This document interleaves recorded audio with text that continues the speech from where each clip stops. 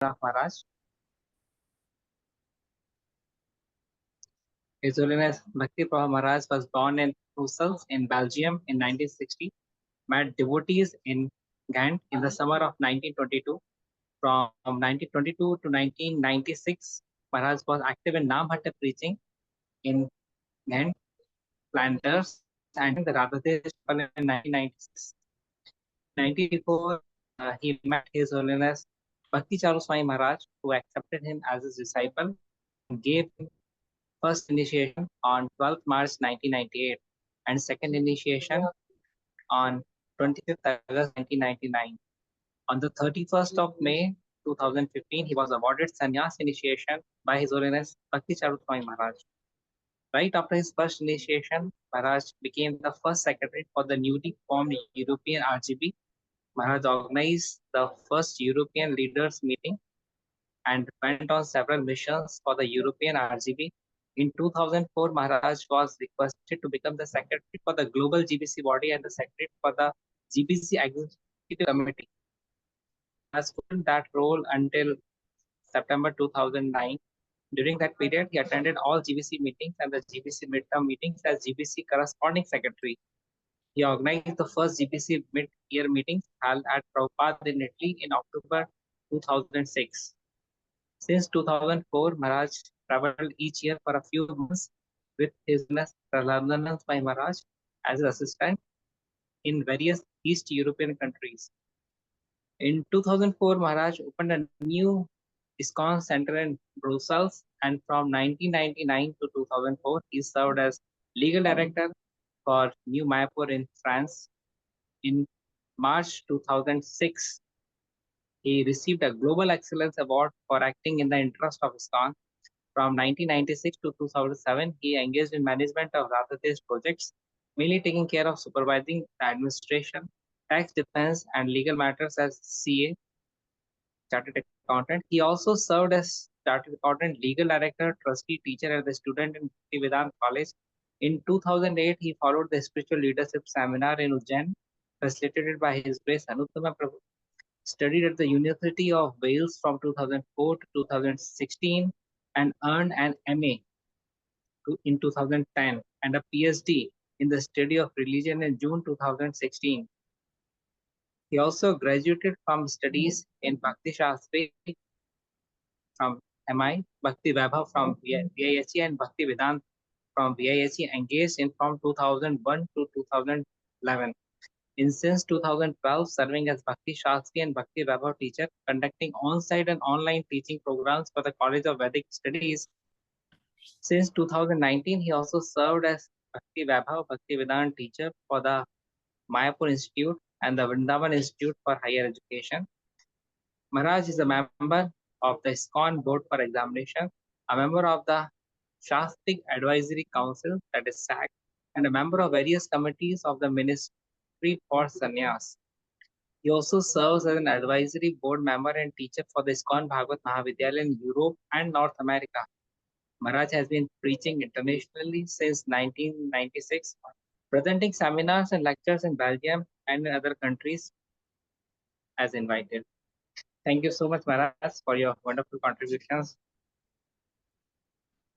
Now, we would like to hear from you. Hare Krishna. Omakhyana Timandasya Chanansalam Shlakam Chakshurun Miritam Yena Tasmai Shri Gurave Namaha.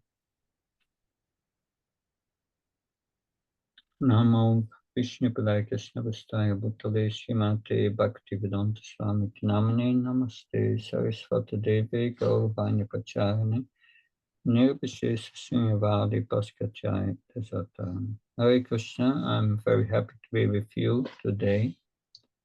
I will speak on the topic of Harinama Cintamani, especially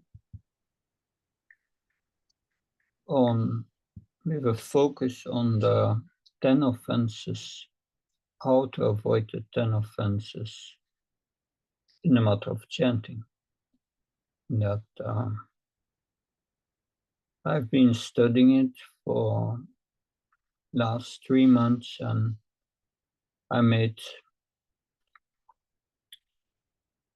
PowerPoint presentations on each of the offenses, which I will present.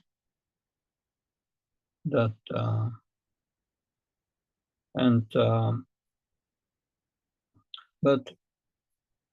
I felt that to go very deep in it, my time was too limited. Although I will present you with the essence of what is presented in Harinama Cintamani. But I like to request you to help me to work further on it. And I will share a document with you. Okay.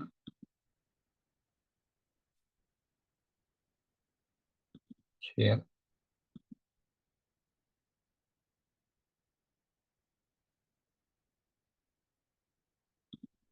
Just a moment. It's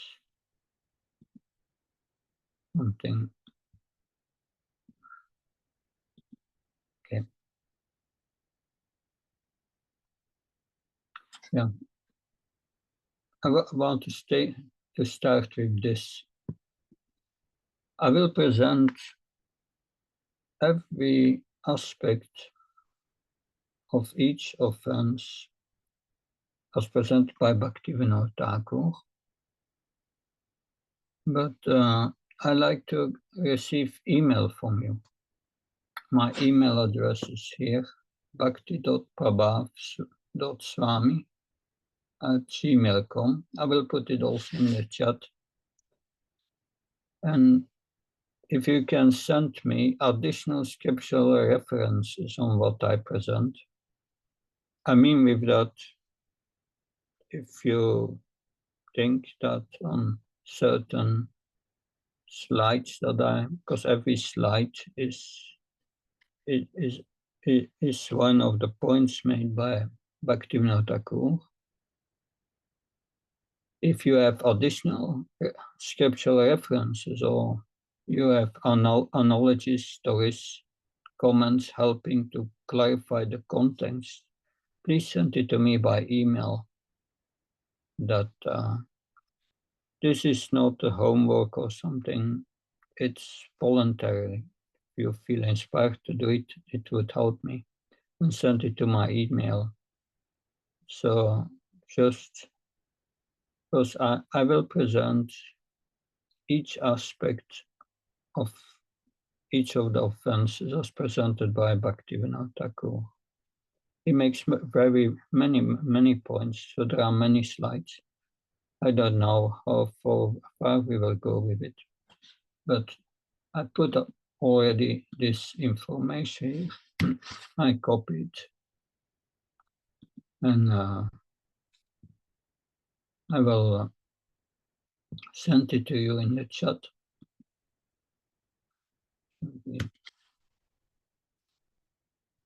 Just send it to.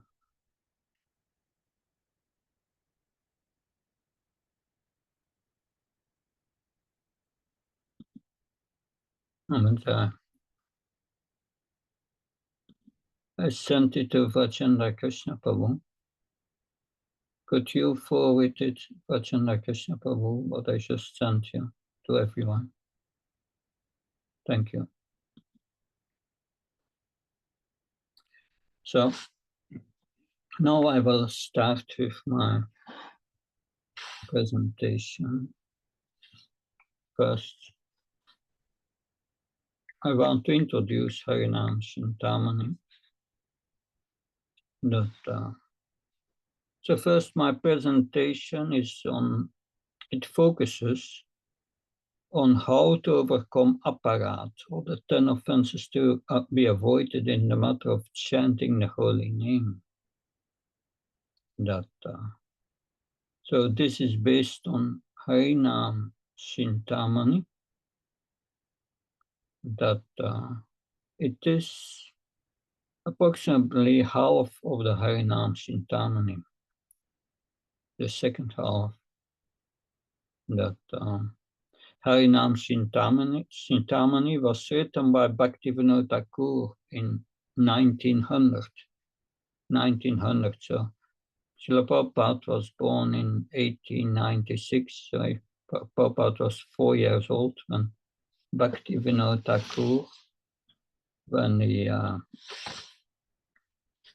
wrote Harinama Cintamani. So this, everything Srila Bhaktivinoda Thakur wrote is based on the scriptures, Bhagavatam, Bhagavad Gita, and so on, and Chaitanya Charitamrita, especially the dialogues or the chapters in Antya Lila between the conversation between Haridas Thakur and Lord Chaitanya. But Bhaktivinoda Thakur presented the knowledge that about these 10 offenses, about the process of the stages of the chanting, in the form of a dialogue between Haridas Thakur and Lord Chaitanya. So in the first part of the script, he presents the process of the chanting of the holy name in 3 stages, and you can see them on the screen here. The first is the offensive state, or the apparat state. Then there is the clearing stage, it's called namabhas. Then really the heart becomes purified. In the apparat state, the effects are very reduced, very minor.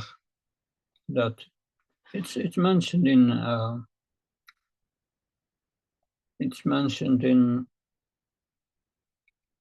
Madhurya Kanambini by Srila Vishwanath Chakravarti Thakur, that in this offensive state, the effects of the holy name are very, very minimal. Only some of the many anarthas we have will be removed, but very minimal. So the clearing stage is when the heart becomes purified. When you are in this namabha state, the heart starts to become purified. So the effect of the chant in the namabha stage is the purification of the heart. When the heart is pure, one comes to Sudanam, then one is at Nishta on the level of the scale from Shraddha to Prema from Rupa Goswami. Nishta is after Anartha Nivritti. It's liberation. It's liberation from material nature, from the influence of material nature. It's not the real liberation yet. The real liberation, it's said in 2nd canto, chapter 10, verse 6. Real liberation is attaining one's spiritual form, one's relationship with Krishna. That has not yet happened on Nishta, but it happens when one continues to chant the name, then one's chanted Sudana name, the pure name, and then the effect of the chanting of the holy name is very different from Inamabhas. It will help us then directly to develop love of God. So according to the stage, the chanting has different effects. So in the offensive state, the heart does not become purified from anarthas. So if one overcomes the 10 offensive stages by avoiding the 10 offenses, so if one overcomes the offensive stages by avoiding the 10 offenses, one comes to the clearing stage or namabhas. Then the impurities are gradually removed from the heart. This process may take many years or even a lifetime. When one attains liberation from all material desires, then one attains the pure name of Sudanam. Chanting in Namabhas or the clearing stage removes anarthas or material attachment. Chanting in Sudanam or chanting the pure name will produce love for Krishna. So to progress from aparat to namabhas or from the offensive chanting to the clearing stage, one must give up these 10 offenses. And that's the subject matter of the presentation here. One must give up these 10 offenses in the matter of chanting the holy name. So these 10 offenses, they all represent forms of disrespect. Disrespect towards the holy name, that disrespects towards the scriptures, disrespects towards the spiritual master, and disrespect towards the devotees. So now I will share a PowerPoint with you that PowerPoint is dealing with the first offense.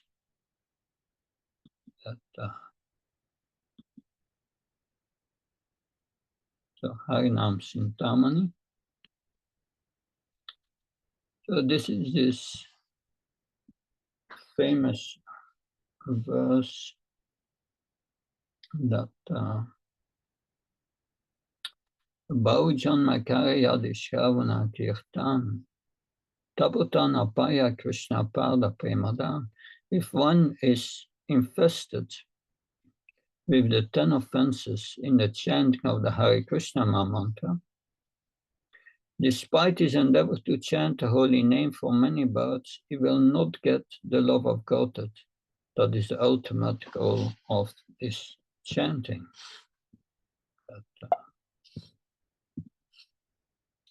So the first offense is called Sadhu Ninda.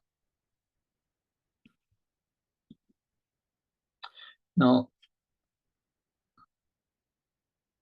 that's when I was with Bhujan Prabhu at the VRG 10 years ago. He said, at the beginning of Kartik, once I made a vow. I made a vow not to criticize devotees for an entire month.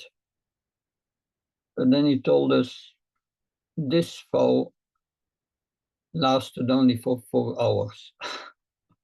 It's very difficult. It's very difficult to stop criticizing devotees one way or another. So Bhaktivinoda Thakur starts with explaining who is a sadhu.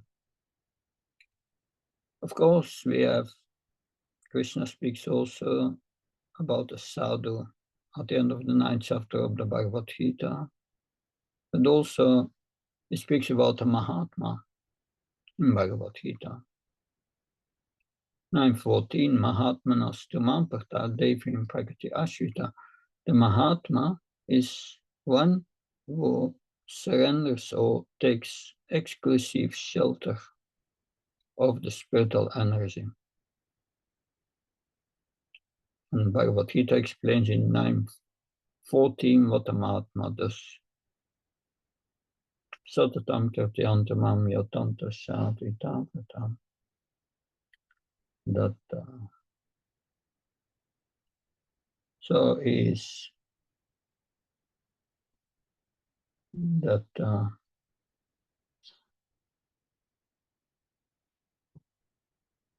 he always glorified the Supreme Personality of Godhead.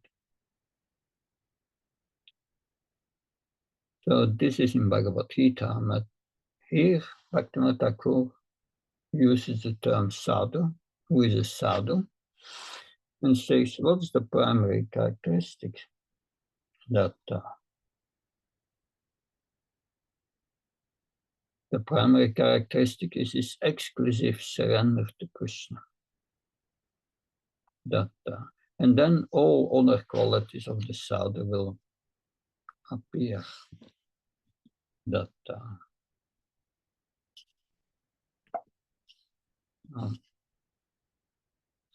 So if there is exclusive surrender to Krishna, then by continuing to chant, all the other characteristics will make their appearance. It's not dependent on one's psychophysical engagement according to Varna or Ashram. No.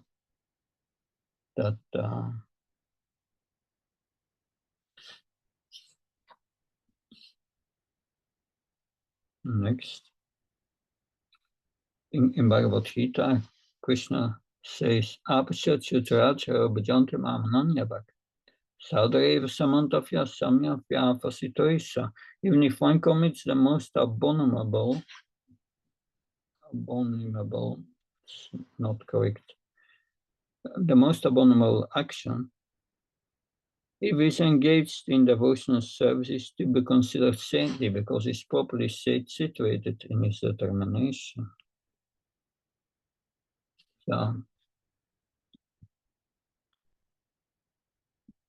So here, then Bhaktivinoda Thakura says, when one has developed a taste for chanting the pure name, it is said that chanting just one time will destroy the influence of all past sins. That this state increases when one continues chanting without offenses. So the message is that the more we give up these offenses, the more our taste increases and the more purification there is. Because these anarthas are material desires. Material desires means these material desires force us to enter a state of duality. And that state of duality is lamentation or planning for the future. So when we chant the holy name, we must give attention. But we can't give attention if the mind is not in the present. You must be in the present. But this material desires brings you to the past, lamentation, or hankering to the future, desire to enjoy in the future. And we lose the present. But when one comes to the present, then one can surely come in contact with the pure name, and taste will increase day by day. So criticizing a sadhu,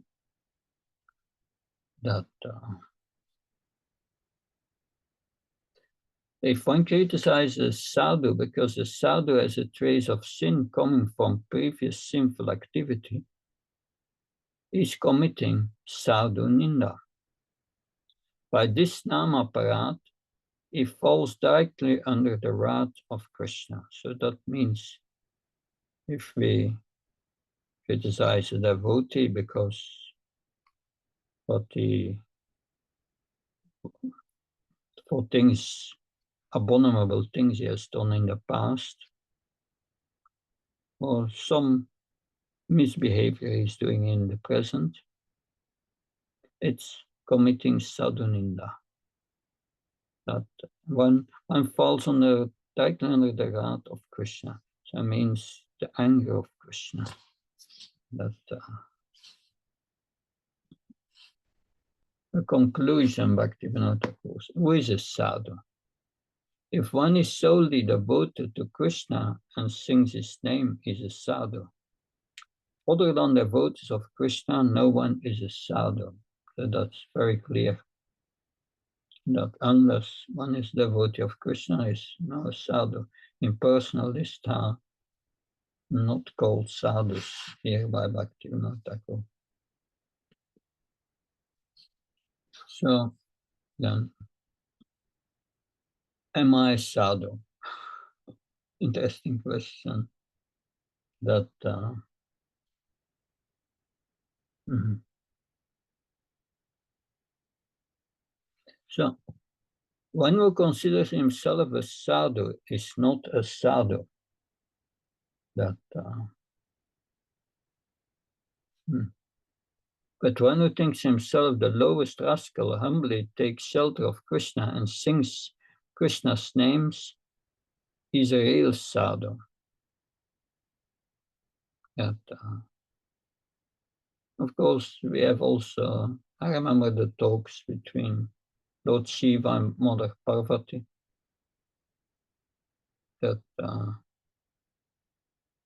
and there in these talks, yeah, Lord Shiva tells, not sure, it is not a reference, but there is a reference that said, one who's, where Krishna says, one who says that is my devotee is not my devotee. But one who is a devotee of my devotee is my real devotee. To have that same thing here. But here, Bhaktivinoda Thakur represents the inner attitude of a devotee, thinking himself the lowest rascal, humbly taking shelter of Krishna, and sings the name of Krishna. He's a real sadhu. Of course, we cannot imitate that.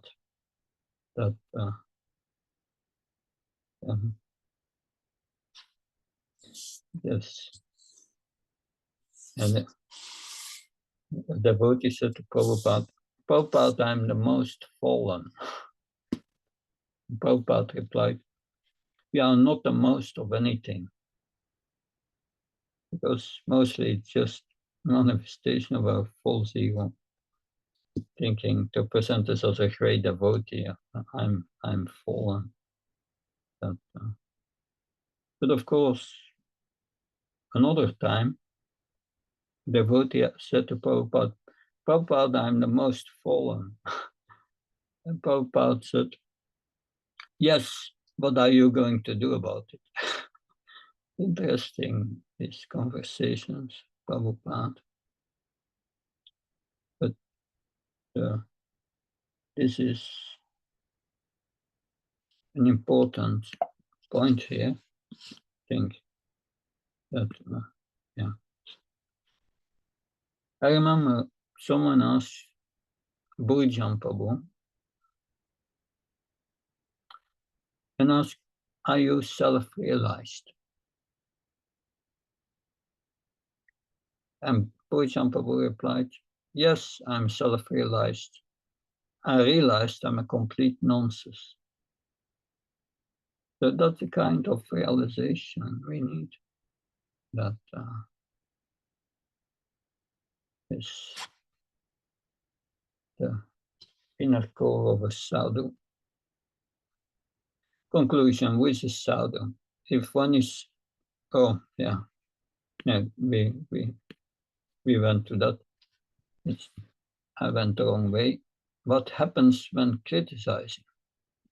Whoever criticizes such a Vaishnava goes to hell above after birth, for there is no path for real liberation other than bhakti. And bhakti is obtained only by the mercy of the Vaishnavas. That, so here, criticizing a devotee is going to hell. That sometimes we see things and we criticize the devotee, but this is only our perception. That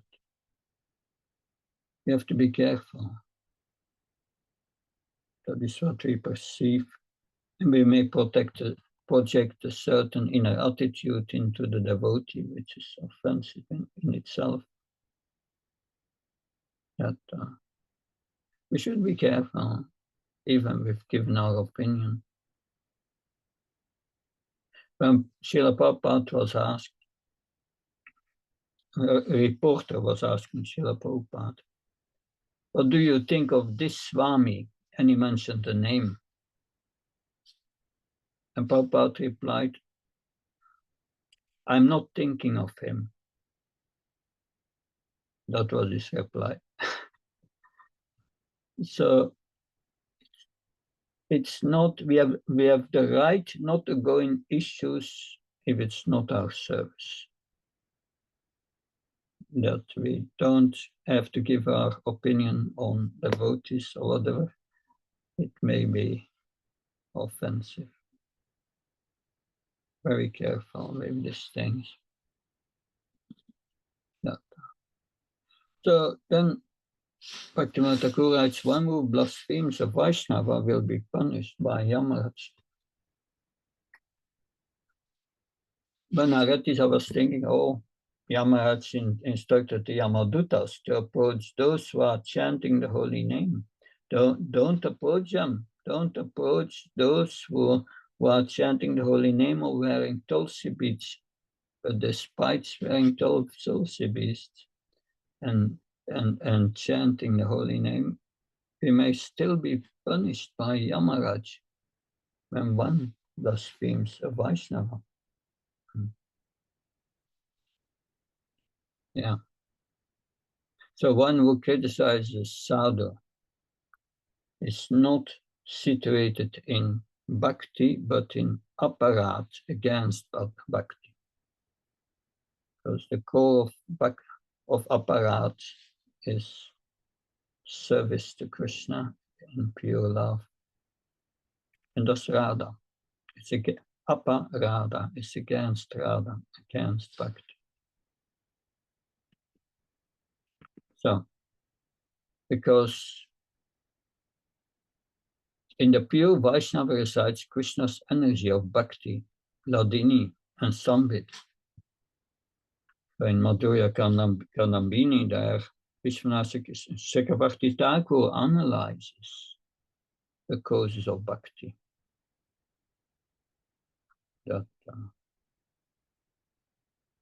And his conclusion is bhakti comes from bhakti. It's the Madhyamadikar, the preacher, who gives the seed of bhakti. But bhakti comes from bhakti. Those who have bhakti can give bhakti. And then this is a related topic that Bhaktivinoda Thakur addresses. He says that there are three most powerful items, articles from devotees for creating bhakti. It's the remnants of their food water, and their food dust. In the beginning of the 90s, for the first time, the devotees in Russia were allowed to leave Russia and come to India. But they were by nature very tolerant and very humble, because in Russia in the 80s, they were suppressed, that sometimes put in psychiatric institutions to do tests with them. Some of them died. It was very heavy for many of them. But finally, they were allowed in the beginning of the 90s, after the Iron Curtain fell away. But those who are listening, who are from Russia, they know this history. That and others maybe also. But they chartered an airplane and they flew with many devotees of Russia for the first time to India.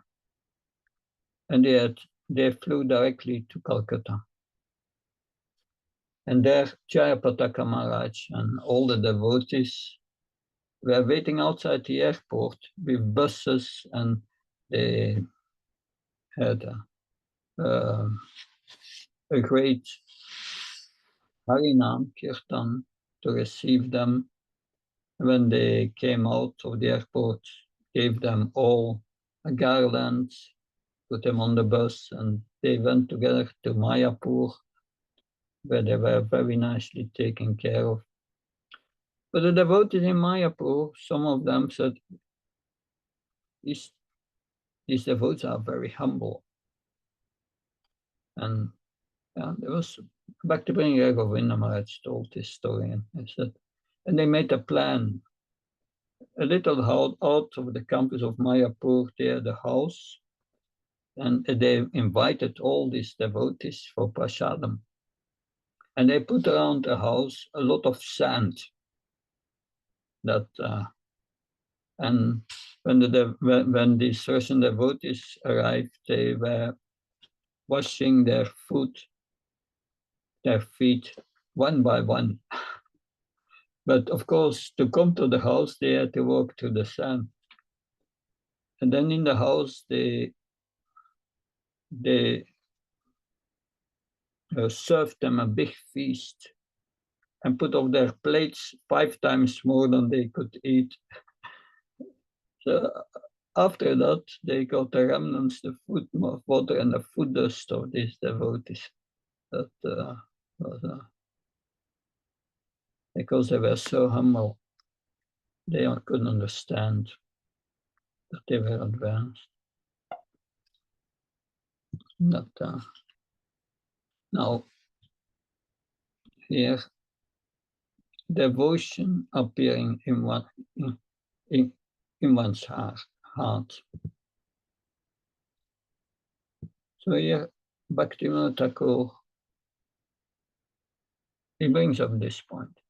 By living close to Vaishnava, soon devotion will appear in one's heart. That so we, of course, disciples of Prabhupada, they had clearly the experience of being close to Prabhupada. That and he said, such a person will begin chanting and thus will receive all good qualities. So living with devotees, especially those who don't criticize others, then this will be the effect. Devotion, one will begin chanting. He said. Then Srila Bhaktivinoda Thakur brings up a Vaishnava may be criticized on 4 counts. He may be criticized for his caste by birth, previous sins of fault, unpremeditated accidental acts of sin, and present traces of previous sinful activities. So this unpremeditated accidental act of sin, that's will be discussed later, that have premeditated sin is the 7th offense we will see against the holy name. That unpremeditated accidental sins. Okay. So prevention, how can we prevent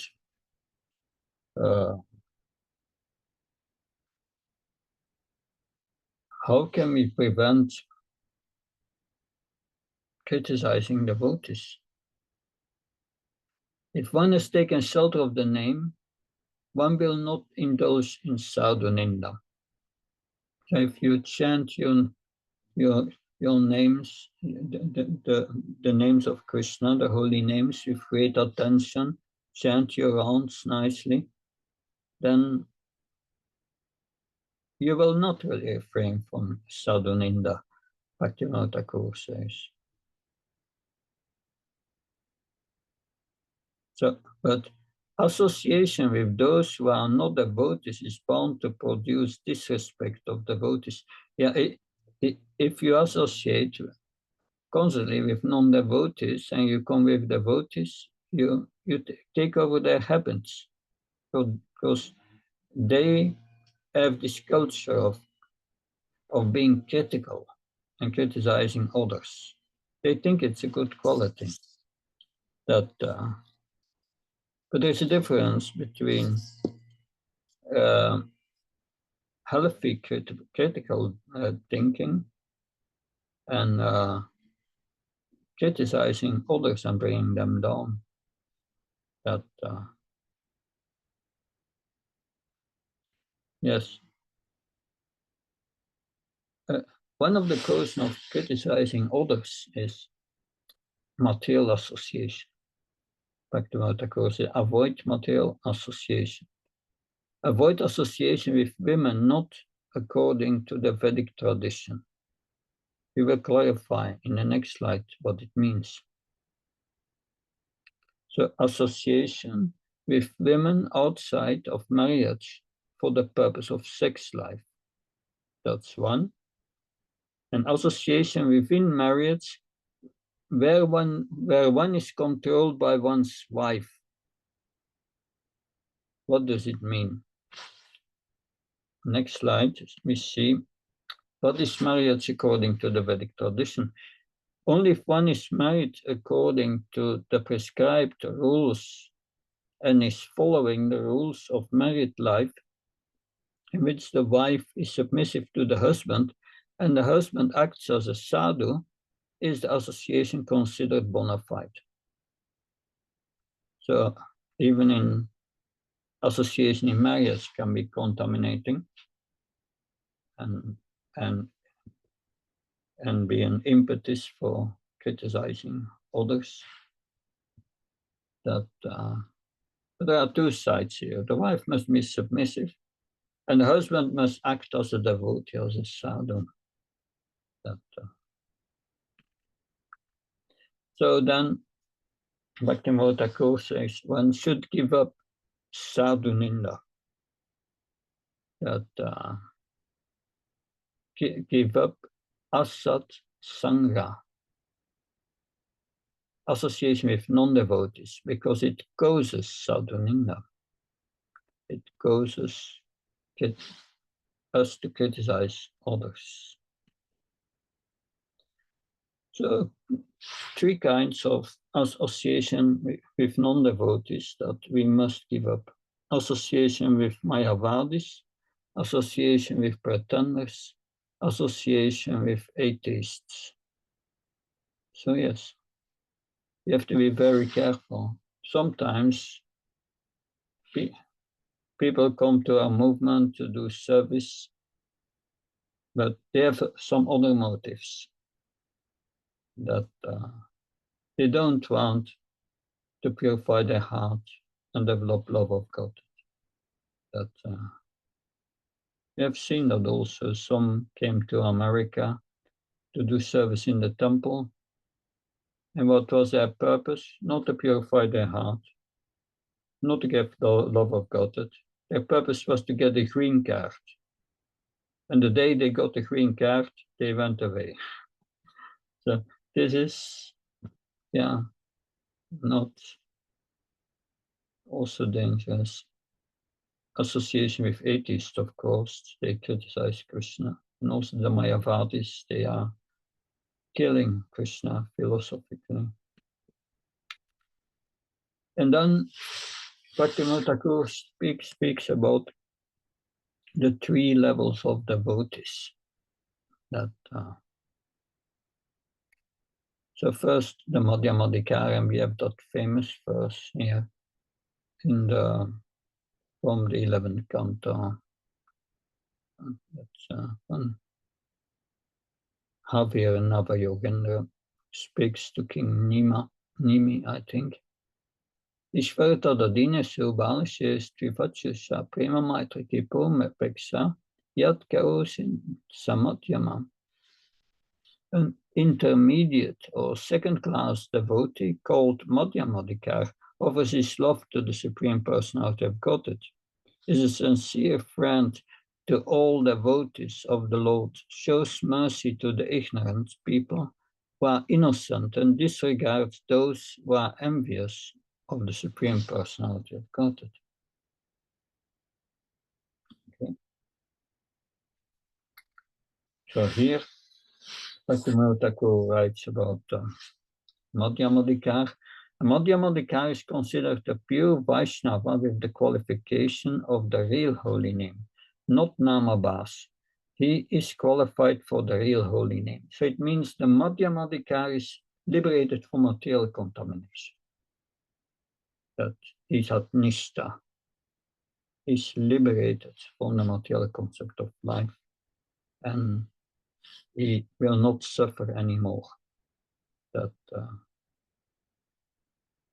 so that's important to understand. We have, because there's many times a misconception.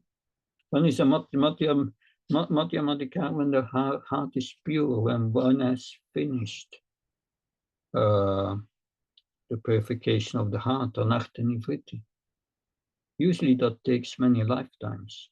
It's not an easy thing. That it's not by 20, 30 years chanting that the heart is purified, unless you have an advantage from previous lives. It takes a while. That so becoming a Madhyamadikar is a very high platform. That, but of course, when we Srila Prabhupada encourages us to act as a Madhyamadikar. Acting as a Madhyamadikar is sincerely wanting to develop love for Krishna and make friendship with devotees and preach to the innocent, avoid the atheist. And that's a preacher. A preacher acts as a Madhyamadikar, but he's not a Madhyamadikar unless his heart has purified. So there is a difference between acting as a Madhyamadikar and being a Madhyamadikar. Srila Prabhupada told us we should at least become a Madhyamadikar in this life.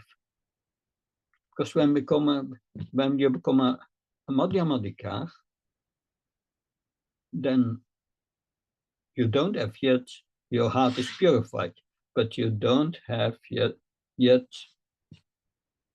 bhava or prema for Krishna, because that's the domain of the Uttamadikar. How is it then that you don't take birth again? You will take birth as a Madhyam, as you reach a Madhyamadikar level, you will take birth in a universe where Krishna is his pastimes. And there be further trained up by the Nitya Siddhi devotees, the eternal associates of Krishna. Of course, one of the examples is the Munichari gopis, who were the sage of Dandakaranya, who were blessed by Lord Ram.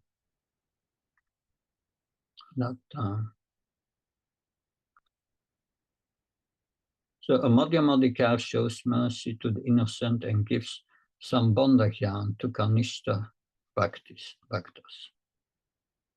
Yes, that's the Madhyamadikar who is liberated. He becomes a spiritual master of the Kanishta bhaktas. Gives them Sambandha Gyan, how to connect with Krishna, to revive your relationship with Krishna. That,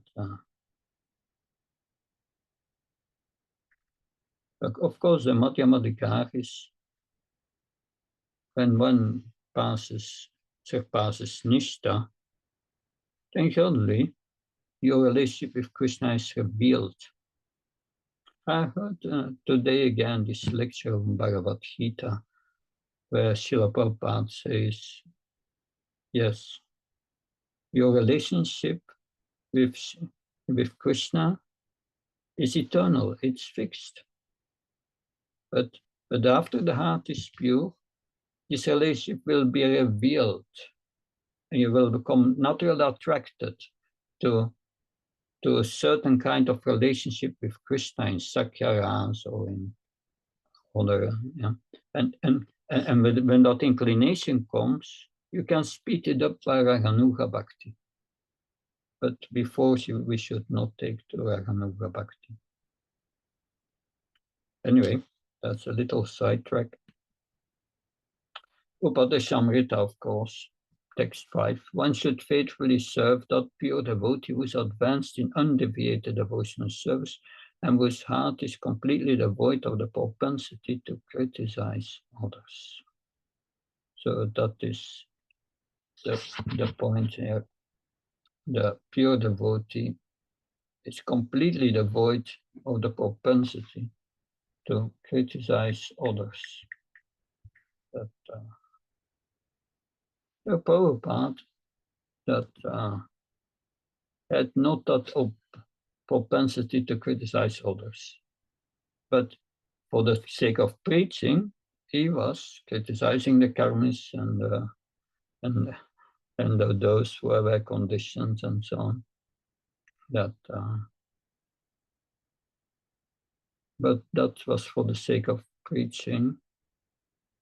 That it did not have that propensity. So then the Uttamadikar engages in the nectar of the holy name, and an Uttamadikar, he cannot make offenses because he sees Krishnas everywhere. Naturally, he does not make offenses. He thinks himself the lowest. Then the Kanishta.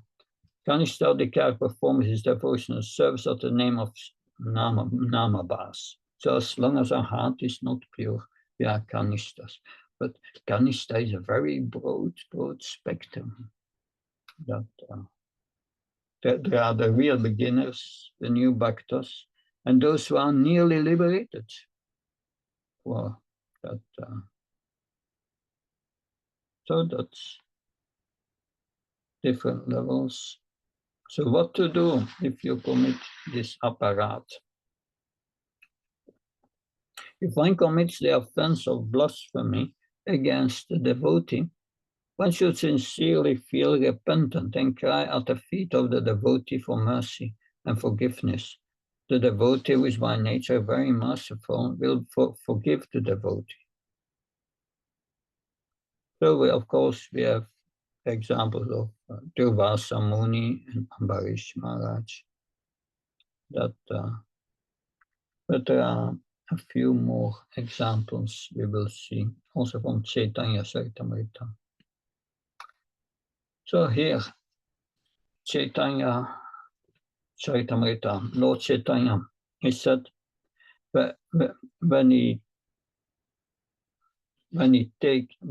took all these sins from Jagai and Madai, some of his associates said, because Lord Chaitanya's golden body turned black, some of his associates said, "Oh, you look like Krishna now." But then he became golden again. But then he said to the devotee, I took all the sins of Jagai and Madai, but I will transfer all the sins of Jagai and Madai to those who criticize my devotees. So that is a big warning that better not to have the sins of Jagai and Madai.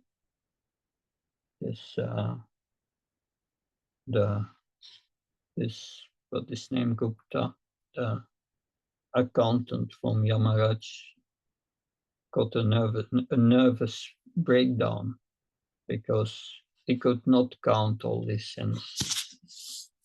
He could not keep track of the sins of Jagai and Madai. But then once Lord Chaitanya, he was glorifying all his devotees and was blessing them. But after glorifying all the devotees, some of the devotees said, well, Lord Chaitanya, why are you not why are you not giving your mercy to your mother Sachi? And Lord Chaitanya said, I cannot. She committed an aparat towards Advaita Acharya.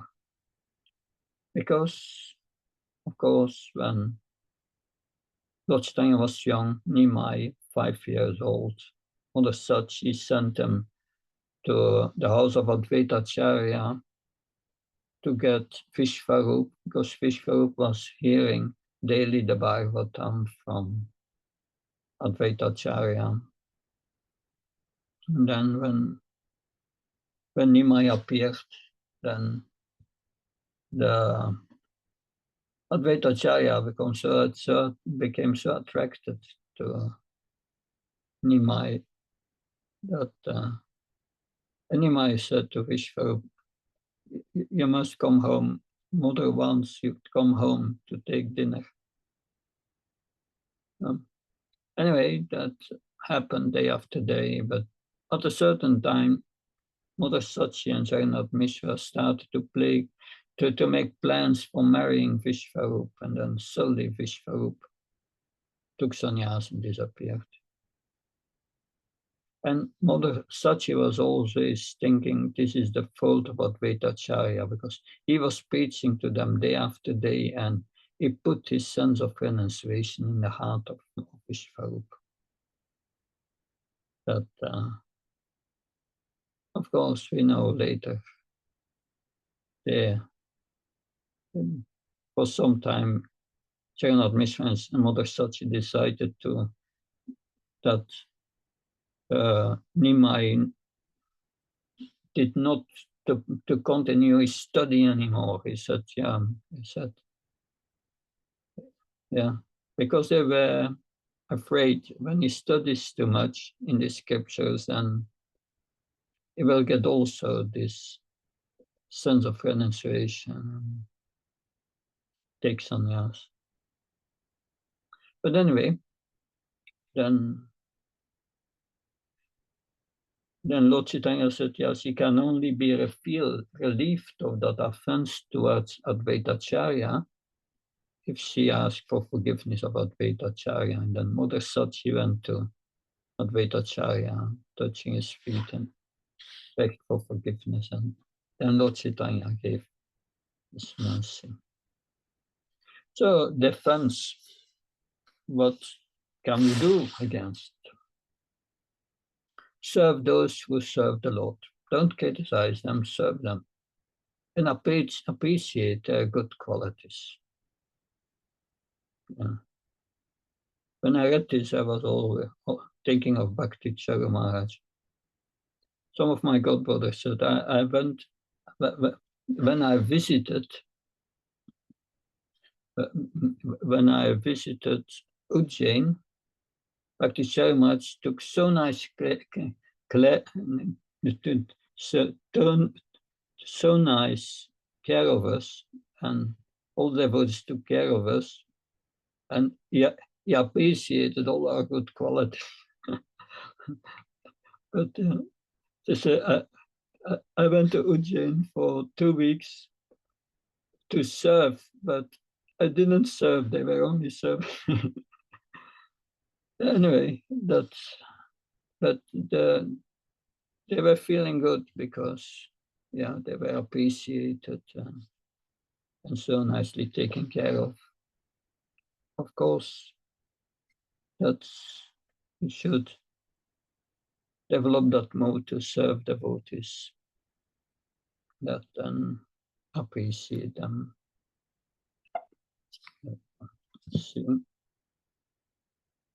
Because the chanting of the holy name is a service.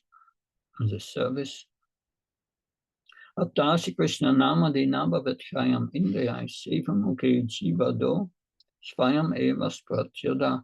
Therefore, material senses cannot appreciate Krishna's holy name, form, qualities, and pastimes. When a conditioned soul is awakened to Krishna consciousness and renders service. So, chanting is a service. Renders service by using his tongue to chant holy name. and taste the remnants of the Lord's food.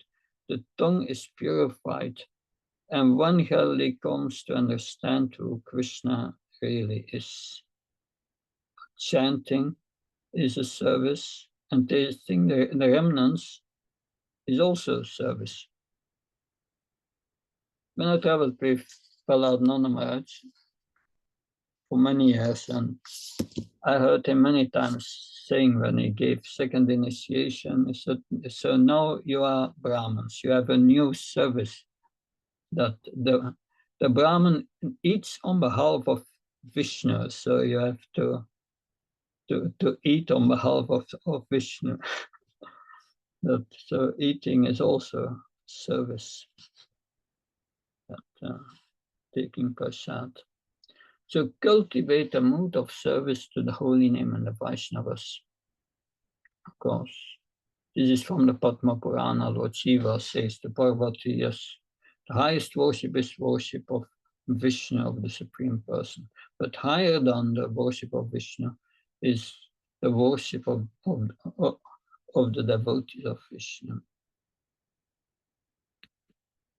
And a similar thing is said by Lord Krishna to Arjuna in the Adi Purana. One who claims to be my devotee is not so. Only a person who claims to be the devotee of my devotee is actually my devotee. So yes, that will free us from committing this offense, serving devotees. So this is the end of the first apparat that so here we are.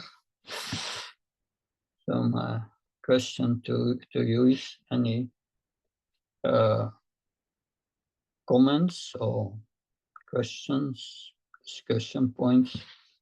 Please raise your hand. Yes, Rishi Kumar. Maharaj, thank you very much for a so far riveting overview of Harinama Cintamani. My question, Maharaj, is this regarding Sadhu Ninda. One thing that is mentioned is that if you beg forgiveness from a Vaishnava for Vaishnava Aparadha or Sadhu Ninda, the Vaishnava may even forgive, but I think there is mention that the dust of the lotus feet of the Vaishnava will not forgive. So this is a concept that is very too complex. So what's the right understanding on this? Can you repeat this? So you, it is said. They say that Vaishnava may forgive you in case you offend a Vaishnava, but the dust of the lotus feet of the Vaishnava will not forgive you. So there is this reference that Bhaktivinoda Thakura talks about it, I think, and if I'm not mistaken, Harinama Cintamani talks about it. So I just want to understand it better. It's a little too complex, because if it's that, what else can a person do? Beg forgiveness from a Vaishnava and sincerely repent, chant the holy name, appreciate. But after that, then what's the redemption? Mm-hmm. Yeah, there are different considerations that like if a devotee commits an offense towards another devotee, that the devotee may forgive.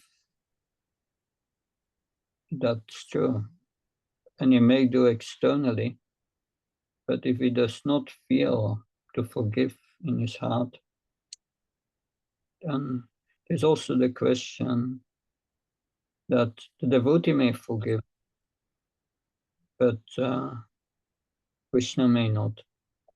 That also is an aspect. But anyway, what to do if you are not forgiven? That point, what to do then? That about that point you made of the dust of the lotus feet not forgiven. I don't know.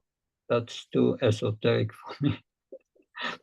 but what I can say is that It was too esoteric for me. That's why I asked him.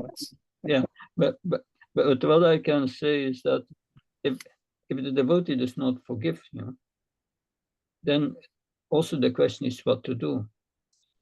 First, you have done the right thing. You have asked for forgiveness.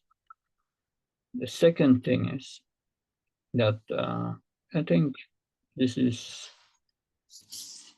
further explained in the scriptures. Don't remember the reference now, but it said, if you continue to chant the holy name in helpless mode, focused, helpless mode, that and begging for forgiveness to the holy name. After a long time chanting, the holy name will be compassionate and forgive you. And you, how do you know when you are forgiven? Because you make further advancement. Taste will increase. That so never stop chanting.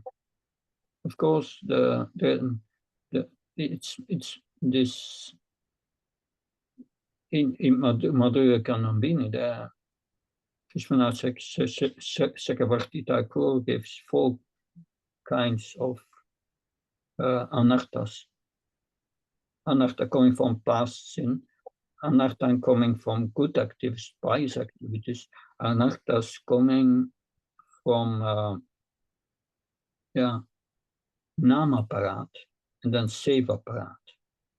Nama parat is the most heavy, and the residue, because you may get to anartha nivritti with relation to your past sins and that okay, and you come to nishta, but still the nama parat will, even after liberation from material illusion, from material influence, liberation from suffering, nishta, even from nishta to progress to bhava and prema, this nam apparat will block you to make further advancement.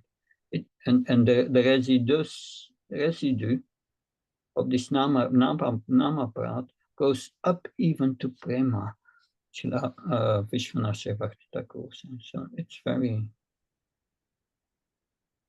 very dangerous, this nam apparat. And I've been going to it to offenses, and I perceive that in myself also, that this subtly that these things may still be there, and they must be there subtly, because otherwise I would already have prema and made much further advancement, but I'm still in anartha nivritti. That but I think Pran Govinda, you wanted to say? Maharaj, your presentation was well prepared. Thank you. Please accept my humble obeisances. Prabhupada. I remember reading Srila Vishwanath Chakravarti Thakur, process of remedy. He says, if I commit to an offense to someone, first I should approach directly. Mm-hmm. And if he does not forgive, he or she, whatever, whoever, then I must approach a senior devotee who has the affection for both.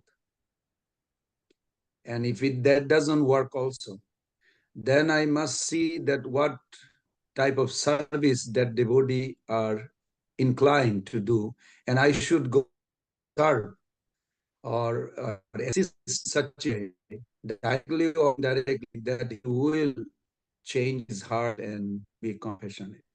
And if all these 3 fails, then take shelter of the holy name fully. And then he said, don't just think that holy name will completely remove if you don't try the previous 3. Okay. So I got scared when I heard. Yeah, that's interesting. That's a whole process to go through. Of course, we have the best intentions to do these things, but I got also sometimes, thinking that I have committed an offense, but then the devotee passed away, and what do? You don't have a chance anymore to ask for forgiveness. These things also happen. But this question was asked to Bhakti Siddhanta Saraswati Thakur in Bani Vaibhav. Yeah. That if the devotee departs, what to do? He said, you cry. If the devotee in Suddha Sattva platform can hear your desperate begging for mercy, he can bestow mercy even from the spiritual world. Mm-hmm. It's Yeah. It's hopeful. Thank you. Yes, yes. Thank you. Very well present, well prepared, Maharaj. Thank you.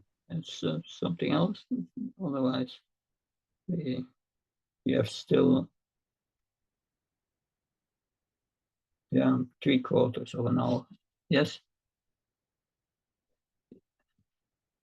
Yes, Kamalapati Prabhu. Maharaj, Dandavat Pranam. Translator will say. Hare Krishna Maharaj, Dandavat Pranam. So Kamalapati Prabhu has one question that this Devananda Pandit, he did offense to Srivas, and then this Devananda Pandit, he did service to Vakreshwar Pandit while he was dancing. So Chaitanya Mahaprabhu, he gave forgive him. So how to understand this one? Please enlighten us on that. So can you repeat it again? Devanand Pandit, he did offense to Srivas. That's the first instance. Srivas. And then second, this Devanand Pandit, he did service to Vakreshwar Pandit. So then Mahaprabhu forgave him. So how to understand this one, Raj? Okay. That no. This is the power of the Supreme Lord, and it's inconceivable for him, for us.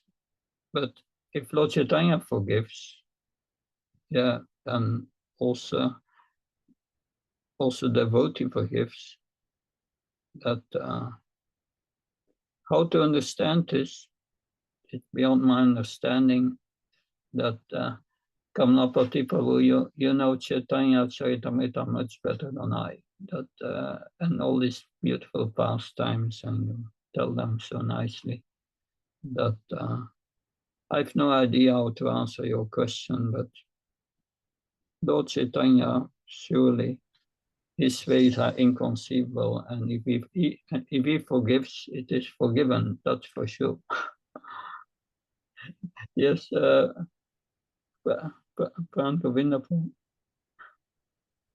Maharaj, I had actually discussion about this with Radhanath Maharaj many years back. Yeah.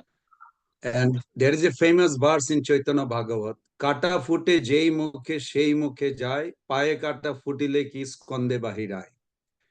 If a thorn pokes toes, you cannot pull it out from your shoulder. You have to go to the person or place where it poked. You have a splinter. Splinter cannot be, if the splinter is on the toes, you cannot pull it out from the shoulder. So then we discussed, I remember, and the conclusion we found, Bhakti Siddhanta Saraswati Thakur's Anubhashya, that it is the attitude change in Vakreshwar Pandit's service. It is not that nothing changed. When the attitude of Devananda Pandit changed, he felt actually morose. He was regretting, repenting. Then he came to see Mahaprabhu, and Mahaprabhu told him to go to Srivas Thakur and beg. Yes, he was forgiven in one sense because of his heart transformed. His attitude changed. Yeah, that is a very. And you are right. You are right, Maharaj, what you said. Lord can do that because he sees in the heart that his heart has changed. So it was forgiven. It was not a just accidental serving another devotee. Then it will replace the offending to another devotee. No, no, no. Yeah, it's the repentance is important. Yes. If we are not repentant, we will not be forgiven. Then it's all a show. That's Correct, Maharaj. Correct. correct. Yeah. Good. Maybe I can start the PowerPoint for the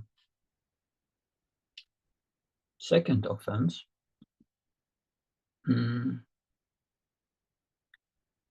Okay. I'm just trying it to open. Second offense.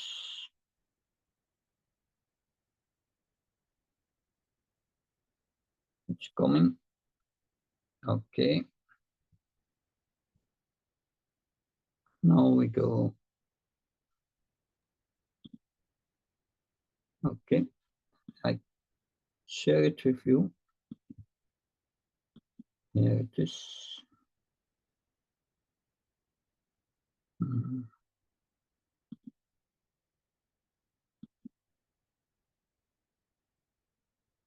To worship the demigods as independent of Krishna. Second offense.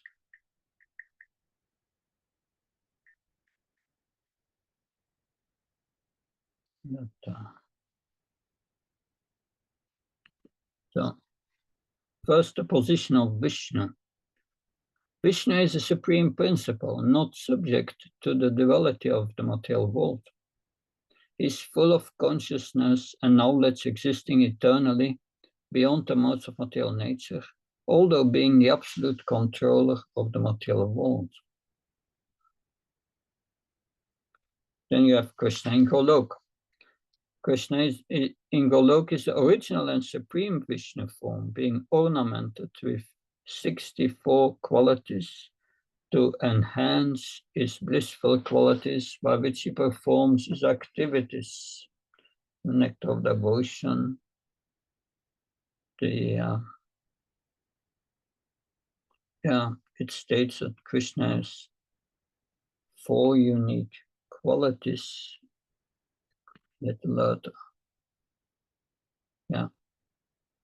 So the Purusha avatars, means Karnodakasaya Vishnu, Garbhodakasaya Vishnu, and Kshirodakasaya Vishnu, these are Vishnu forms, and they have 60 qualities in order to carry out their function. But Krishna is 64.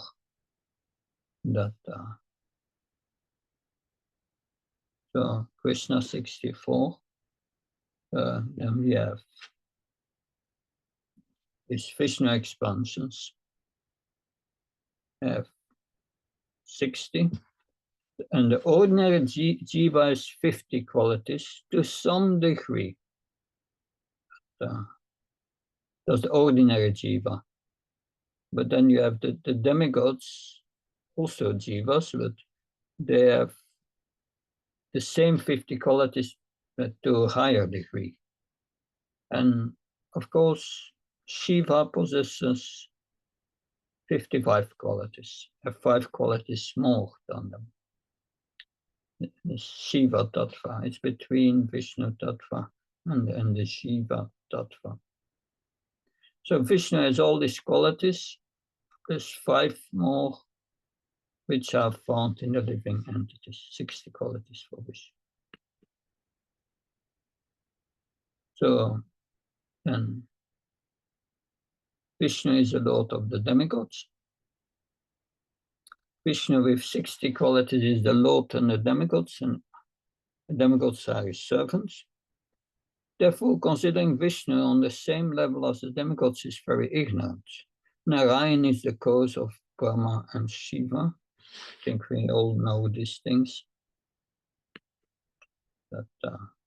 Of course, the four unique qualities of Lord Krishna, performer of wonderful activities, Adbhuta Kriya, is surrounded by his loving devotees, Sakyam. Krishna's attractive flute, Murali Mohan, and Krishna's exquisite beauty, Srupam. These are his four unique qualities. But what happens if we reject Vishnu as supreme? Whoever rejects Vishnu as supreme, as the supreme controller, and takes the worship of demigods, falls into the world of illusion. Interesting. The worship of Vishnu. By worshipping Vishnu, all other worship is perfect, just as by giving the root, just as by giving water to the root, that all to the root of a tree, the branches become satisfied.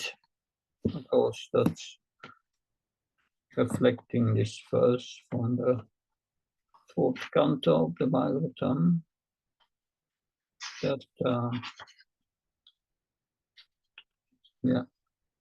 Yatator mula nisheshanena tripyantat skanta payopasaka pranapa raksa yatendriyanam tataiva sarvaranam asyutya. As pouring water on the root of a tree energizes the trunk, branches, twigs, and everything else. As applying food to the stomach enlivens the senses and limbs of the body, simply worshipping the Supreme Personality of Godhead through devotional service automatically satisfies the demigods who are parts of the Supreme Personality of Godhead. So that's the same principle. And by worshipping Vishnu exclusively, all worship is covered. Same principle.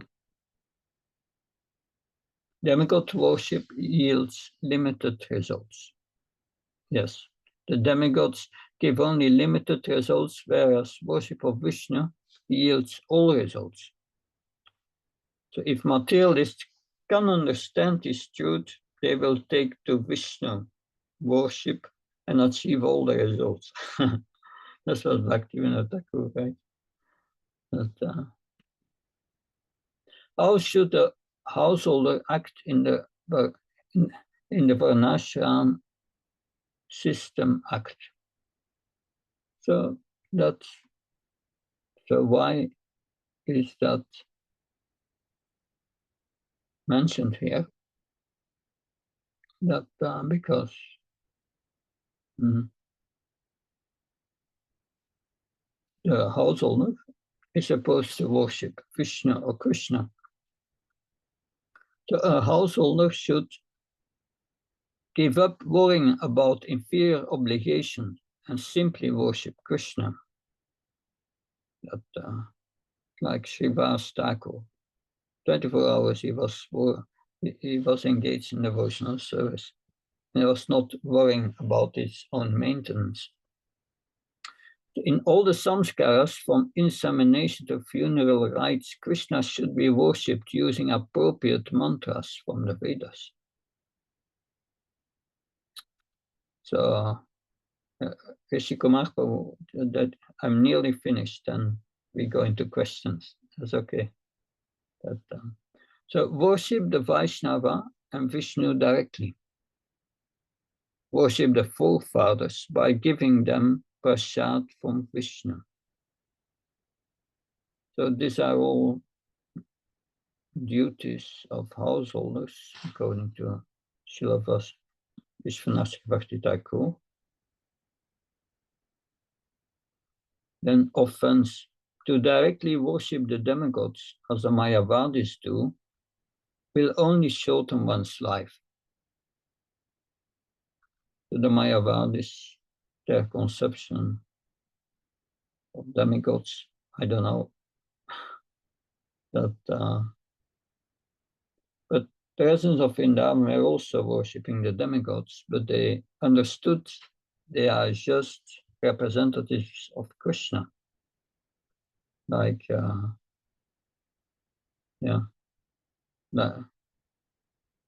like a priest is doing a jagya or on behalf of the one who sponsors him.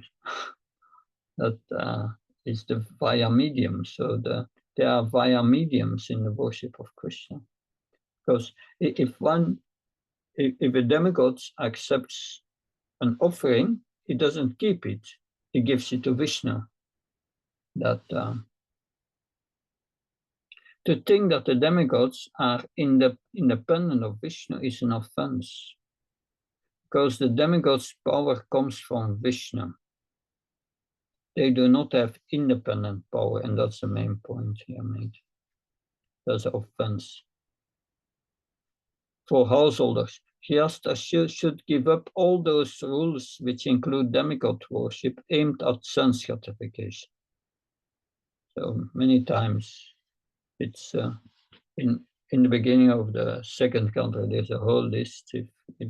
If you want a beautiful wife, you worship Uma, and if you want this and that, there are all the demigods for your sense gratification. By following the Varnashram system. So everyone who has taken a human birth must follow Varnashram. By this scientific arrangement of society, the general mass of people can attain to their full capacity according to their individual nature. In the four Varnas carry out life according to the rules of their particular caste, but do not worship Krishna. Then they go simply to hell. So that's also in the Bhagavatam, that Varnashram is mentioned for Haritoshnam, so pleasing the Supreme Lord. If that's not there, it's a useless activity. Worship of Krishna, the Grihastha must follow the rules of his Varna, especially with regards to raising his family with the rest of society. But at the same time, he must worship Krishna. He must follow the rules until he comes to the platform of Bhava, that follow the rules of Varnashram and worship Krishna.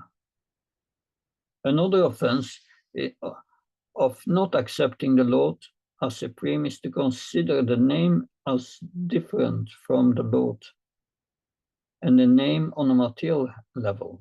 This concept of duality is offensive. So at the stage of Namabhas, one may hold this conception unconsciously from lack of knowledge of faith, but it is impossible to hold this conception at the stage of prema. So therefore, unless one is in prema, one should be afraid of making this offense. Then remedy. This anartha can be removed by the mercy of the bona fide Guru, who will guide the practitioner in sadhana bhakti, so that the Sudanam, the pure name, is revealed. And then Bhaktivinoda Thakura speaks about Mayavadis. For Mayavadis, the name and the form of Vishnu are creations of Maya, the material energy of illusion. To claim that the supreme truth is without all inconceivable transcendental energies is madness. So all transcendental energies are in the holy name. So the Vedic conclusion is that there is God with energies and personality.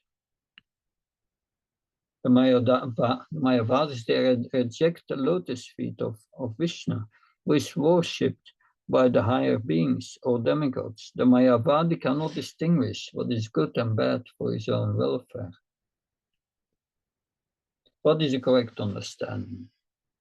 With the understanding that Vishnu's name and qualities are inseparable from him, one one can take to the chanting of the holy name, knowing that it is Krishna himself. A Vaishnava respects the demigods and does not criticize them. That is also an offense. Accept offerings made directly to demigods is an offense to Vishnu and obstructs that path of devotional service. What's the remedy? If by accident one should happen to turn from accepting Vishnu as supreme, one should be repentant and take shelter of Vishnu and be careful not to commit this offense again. By remembering Krishna, by remembering his name and chanting his name, this offense will disappear. So this is a summary of what Bhaktivinoda Thakur wrote in Harinama Cintamani on this second offense. Good. So, Kumar Prabhu. Maharaj, sorry for abruptly raising my hand because it was really tough to resist. Because the first point that came to mind was in the first chapter of the Bhagavad Gita, when he talks about Lupta Pindodaka Kriya, how oblations to the forefathers will not be performed if the men are killed, and there will be no unwanted progeny, and projects will be family projects and social projects will be finished. So there in the Prabhupada talks about how Sri Chaitanya Mahaprabhu also as a householder went to Gaya to perform Shraddha to his forefathers. And we know that Gaya also has Vishnu Pada. So sometimes even congregation devotees ask this question that uninitiated ones, whether it is appropriate that therefore we should go and perform Shraddha at Gaya. Whereas the Vaishnava conception is clear that we just do Harinam and we can distribute prasadam to the devotees and take their association. So what is the right understanding that one can preach on this? I read that a few days ago. Prabhupada, because yes, so Lord Chaitanya went to Gaya, performed the Spinda, the Shraddha ceremony for his father, because it was his duty to do that. But Srila Prabhupada makes it also clear, for devotees, this is not needed. Because they are chanting the holy name, they are completely surrendered to the Supreme Lord, that their family members will benefit from that. That does not mean that we don't have to do these things. That I know devotees who are doing that. They are of the anniversary of the departure of their parents, then or at certain dates, they offer prasad, that they offered the prasad of Vishnu Krishna that is offered on the altar. They offer before a picture of their parents. And there's nothing wrong in that. It's partaking of Krishna prasad. But usually, when I was in Leicester has a big Gujarati community. That and yeah, I was there for several years, and some devotees passed away, and every time when devotees passed away, then every evening for 6-7 days they invited the devotees at their house to do kirtan. And then after the kirtan, they were serving them prasad, serving the Brahmins. That pleases also. And every year at the anniversary of the departure of the devotee, they do the same. And that's nice that you perform kirtan and distribute prasad. So we can do these things, but technically, the Shraddha ceremony is not required. That of course this Pinda is done also for other reasons. Srila Prabhupada writes this that because if one does this ceremony, then Prabhupada writes in a purport about that if your family members would depart that have a ghost body, then just by doing this ceremony, they can get again a ghost body. But of course, we can also chant the holy name. Because Prabhupada said at the installation of Krishna Balaram in Vrindavan, he said, of course, the local Brahmins were doing the installation and the devotees were chanting the holy name. He said that the real installation is the chanting of the holy name. That's the real thing that always comes down to that point. That there are many things to say about that. Because this Pinda ceremony, the offering of Pinda, is also done to please the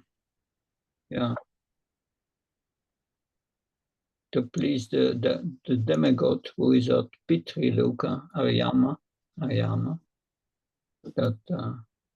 and that will relieve the family members from a ghost body, and they get a ghost body. That is what Srila Prabhupada writes. But sometimes these ceremonies are also done to so that the deceased family members can go to Pitri-loka. But then but once they are there, you have to do that every year or regularly to keep them up there. But anyway, devotees do not do these things. They are not interested in Pitri-loka. That's a few things I could say. Certainly more to say about that. Thank you, Maharaj. Over. Good. Anything else? So we have covered until now 2 offenses. The first offense was the most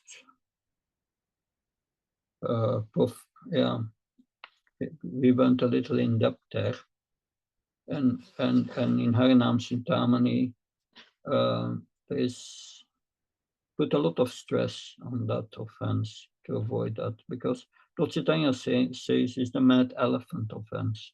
If you have a nice garden and a mad elephant comes, it destroys everything. So if we commit this offense, it destroys everything. So we have to be careful if not committing this offense. That so please, if you have further comments, I gave my email, it's in the chat. Write me, I will note them down. I'm very interested in getting your comments because I want to develop this a little more deeper. I'm writing a paper on it so that we can understand this 10 offenses more deeply.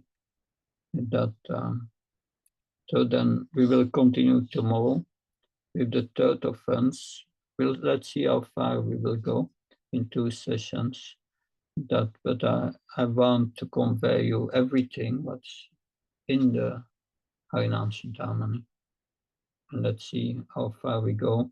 I analyzed up to the 11th offense. There are 10 offenses, but the 11th offense is the pramada or the inattention, because it's also important that Bhaktivinoda Thakura writes, if you have overcome all the 10 offenses, but still chant with inattention, you will still not get love of God. So that's also important. Therefore, I included it. But let's see how far we get tomorrow. Good. Thank you very much. Jai Prabhupada. See you tomorrow. Thank you very much, Maharaj. That's very enlightening session. So, Bhakti Prabhupada Maharaj ki, Srila Prabhupada ki. Jai. Prabhupada ki jai. Jai Bo. Kalpatarvesya kripa sindhavyo cha patitanam Patitanam pavanebhyo pavanebhyo. Shravabho Namo Namo. Shila